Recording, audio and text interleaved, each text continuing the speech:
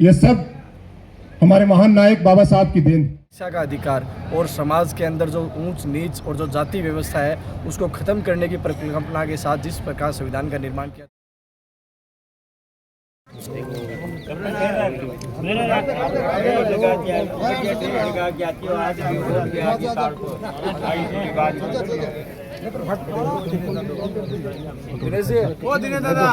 आजो सब आजो सब आजो आंखों बताऊँ ठीक है सगळं दादा बडो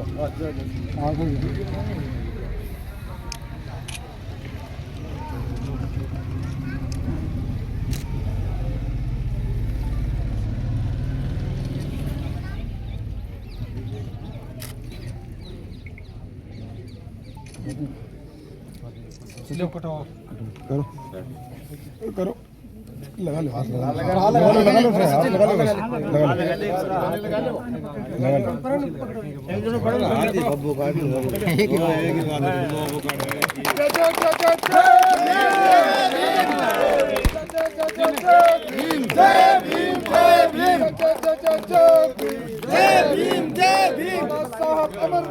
अमर रहे अमर रहे बाबा साहेब अमर रहे अमर रहे अमर रहे बाबा साहेब अमर रहे अमर रहे अमर रहे बाबा साहब के सपनों को मंजिल तक पहुंचाएंगे बाबा साहब के सपनों को मंजिल तक पहुंचाएंगे बाबा साहब के सपनों को मंजिल तक पहुंचाएंगे। जोर बोलो और ऊपर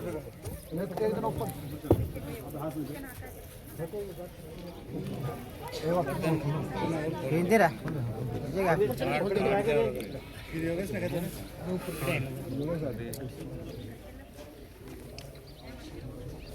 बंद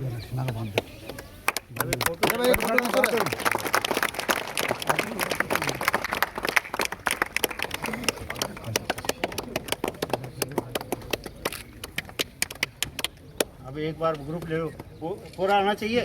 दे काम कर आधे सिखा खेलते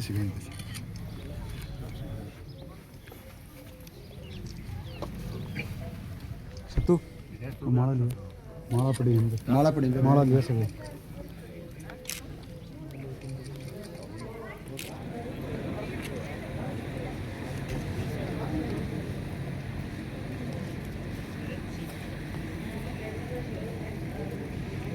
नरेंद्र सिंह जी खटखड़ हो गरीब गुरबा और जातीय रूप से पिछड़े हुए लोगों की लड़ाई उन्होंने कलम के जोर पर लड़ी। उनके संघर्ष को आप लोगों ने पढ़ा होगा, उनके संघर्ष को आप लोगों ने सुना होगा। आज जो हक वंचित समाज में कुछ लोग उस मुकाम तक पहुंचे हैं, उस पद तक पहुंचे हैं या शिक्षा ग्रहण कर रहे हैं, यह सब हमारे महान नायक बाबा साहब की देन। उनके संघर्ष को इस जयंती के रूप में हम लोग याद कर रहे हैं और मैं धन्यवाद देना चाहूंगा प्रतापपुरा गांव के सर्व समाज का, प्रतापपुरा गांव के तमाम लोगों का, जिन्होंने उस महान नायक को प्रतिमा के रूप में अपने गांव में स्थापित किया। आप सभी को मैं एक बार जोरदार तालियों से उन सभी युवाओं को आप हौसला अफजाई करिए जिन्होंने इस प्रतिमा को इस भवन में लगाया है। साथियों, प्रतिमा लगाना कोई क्रांति का आगाज नहीं होता, प्रतिमा लगाने से कोई बदलाव भी नहीं होता, पर प्रतिमा लगाने से आपके मन में, आपके जहन में यह सवाल जरूर उठेगा कि कोई था जिसकी वजह से आज हम हैं, कोई लड़ा था, किसी ने बहुत सारा कुछ पढ़कर हमारे समाज को पढ़ने के लायक बनाया। यह प्रतिमा देखकर आप जब यहां से गुजरेंगे, जब आप यहां से निकलेंगे, तो आपको याद आएगा कि कोई था जो हमारे लिए लड़ा था। और आज हमारा दायित्व बनता है कि उनके काफिले को, उनके सिद्धांत को समाज में किस तरीके से लागू किया जाए। उनके संघर्ष को मैं, उनके शुरुआती संघर्ष जो उनका जीवन था, उनके बारे में कुछ बातें मैं आप लोगों को बताना चाहता हूं।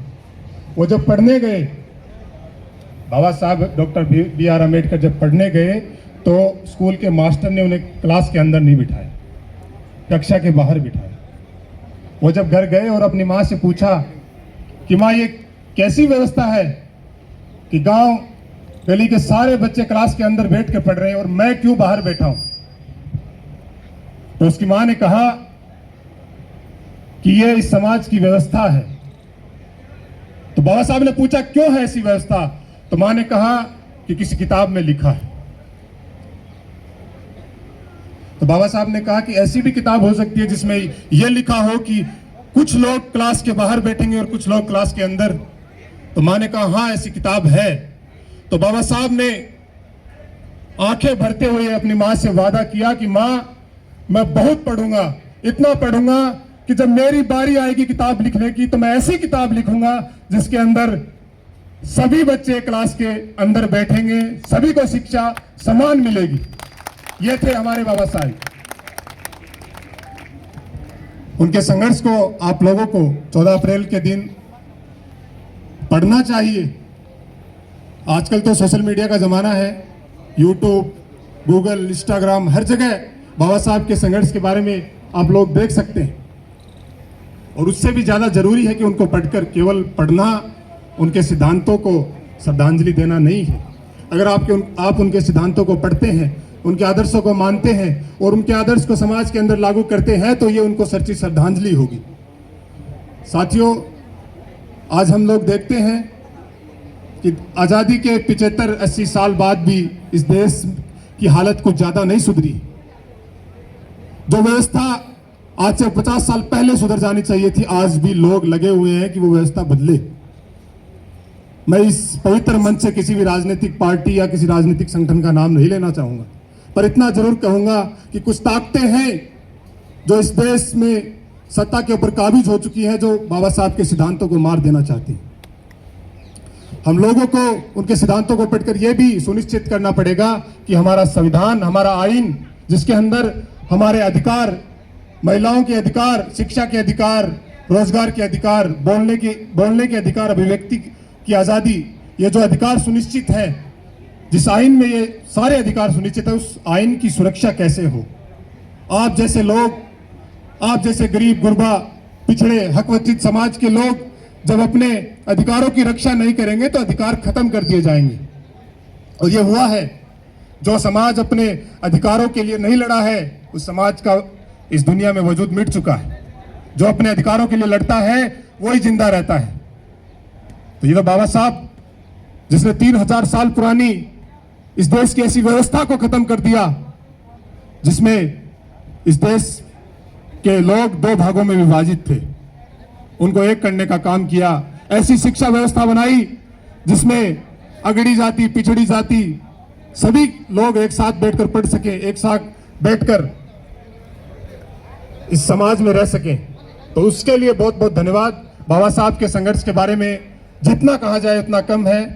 समय सीमा का ध्यान रखते हुए मैं अपने वक्तव्य को विराम देता हूं और अगले वक्ता के रूप में छात्र राजनीति से अपनी पहचान बनाने वाले युवा ऊर्जावान साथी पंकज गुजर ऊपर ग्राम पंचायत प्रतापरा के अंदर बाबा साहब भीमराव अंबेडकर जी की मूर्ति अनावरण कार्यक्रम के अंदर पधारे हुए तमाम नौजवान साथी, तमाम पिता तुल्य बड़े बुजुर्ग, तमाम माताएं बहनें, आप सभी का मैं क्रांतिकारी सलाम और जय भीम पेश करता हूं। साथियों, मेरे से पहले साथी अजीत ने आपको बताया कि किस प्रकार डॉक्टर भीमराव अंबेडकर ने अपने बचपन से लेकर अंत तक जाति की व्यवस्था के अंदर कितना संघर्ष किया और किस प्रकार से इस देश को एक धर्मनिरपेक्ष देश बनाने के लिए उन्होंने संविधान का निर्माण किया। बाबा साहब अंबेडकर का जन्म 1891 के अंदर हुआ था। जन्म के बाद जब वो स्कूल के अंदर पढ़ने गए तो उन्होंने देखा कि स्कूल के अंदर पढ़ने जाते हैं तो कुछ बच्चे हैं जिनको क्लास के अंदर बैठाया जाता है, कुछ बच्चे हैं जिनको क्लास के बाहर बिठाया जाता है। और पानी पीने के लिए भी ऐसी व्यवस्था थी कि बाबा साहब की जाति से आने वाले बच्चों को, या लोग उस टाइम मानते थे कि नीची जाति से आने वाले बच्चों को मटके के हाथ लगाना भी अशुद्ध मानते थे। उनको पानी पीना, वो गिलास से पानी पीते उनको भी अशुद्ध मानते थे। इसलिए उनको चपड़ासी ऊपर से पानी पिलाता था। और जिस दिन चपड़ासी की छुट्टी अगर हो जाती थी और वो स्कूल नहीं आता तो उस दिन उन बच्चों को प्यासा रहना पड़ता था। उन्होंने अपनी माँ से पूछा घर जाके कि माँ, ऐसी क्या व्यवस्था है कि कुछ बच्चे स्कूल के अंदर क्लास में बैठते हैं और कुछ बच्चे स्कूल के बाहर बैठते हैं। माँ ने कहा कि किताबों के अंदर लिखा है कि हम छोटी जाति के लोग हैं। बाबा साहब ने कहा हो सकता है किताबें गलत हो सकती है। बोले बेटा ऐसा तो नहीं हो सकता। बाबा साहब ने कहा माँ, जिस दिन मेरी बारी आएगी लिखने की उस दिन मैं एक ऐसी किताब लिखूंगा जहाँ हर व्यक्ति, हर मानव सम्मान होगा। और उस किताब का नाम है संविधान, जिसमें आज आप और हम सब लोग जिस जमहूरियत के अंदर खुली हवा के अंदर सांस ले रहे हैं। और मैं आप लोगों के सामने इस माइक के ऊपर जीत मेघवाल आज प्रतापपुरा गांव के अंदर जो नवयुवक मंडल है उन्होंने बाबा साहब की जयंती के ऊपर आज यहाँ पर एक शानदार प्रतिमा का अनावरण किया है और साथ में ही रक्तदान शिविर का भी आयोजन किया है। मैं समस्त प्रतापपुरा गांव का और उस नवयुवक मंडल का बहुत बहुत धन्यवाद ज्ञापित करता हूं। और आप मीडिया के माध्यम से मैं आप सभी को बताना चाहूँगा कि बाबा साहब की प्रतिमाएं हर गांव में, हर मोहल्लों में, हर जिला मुख्यालय पर होनी चाहिए कि इनकी प्रतिमा को देखकर लोग इनके आदर्श को समझ सके, उनकी शिक्षा को ग्रहण कर सके। बहुत आज ग्राम पंचायत प्रतापपुरा के अंदर प्रतापपुरा हेडक्वार्टर के ऊपर जो पंचायत का जो समाज कल्याण भवन है उसके अंदर बाबा साहब डॉक्टर भीमराव अंबेडकर की जयंती के उपलक्ष्य में आज मूर्ति का अनावरण किया गया है। और पूरे समाज को और इस पूरी पंचायत को हम ये संदेश देना चाहते हैं, जिस प्रकार इन्होंने हिंदुस्तान के संविधान का निर्माण कर एक धर्मनिरपेक्ष देश का निर्माण करके संविधान की परिकल्पना तैयार करके जिसको आम व्यक्ति को अधिकार, वोट देने का अधिकार, बोलने का अधिकार, अभिव्यक्ति की आज़ादी, शिक्षा का अधिकार और समाज के अंदर जो ऊंच नीच और जो जाति व्यवस्था है उसको ख़त्म करने की परिकल्पना के साथ जिस प्रकार संविधान का निर्माण किया था, उन संविधान की सोच के साथ आज मूर्ति का अनावरण किया गया है। हमारी ग्राम पंचायत प्रतापपुरा के सरपंच प्रतिनिधि आदरणीय श्रीमान सचिन कांटीवाल और तमाम इस ग्राम पंचायत के युवा नौजवान साथियों ने हिस्सा लेकर के इस भव्य कार्यक्रम के अंदर पूरी पंचायत के अंदर सोती गांव से लेकर प्रतापपुरा तक एक भव्य रैली का आयोजन किया गया। उसके बाद बाबा साहब के विचारों के साथ इस प्रोग्राम के अंदर पूरे प्रोग्राम के अंदर समागम कार्यक्रम रखा। उसके बाद मूर्ति का अनावरण कार्यक्रम किया गया।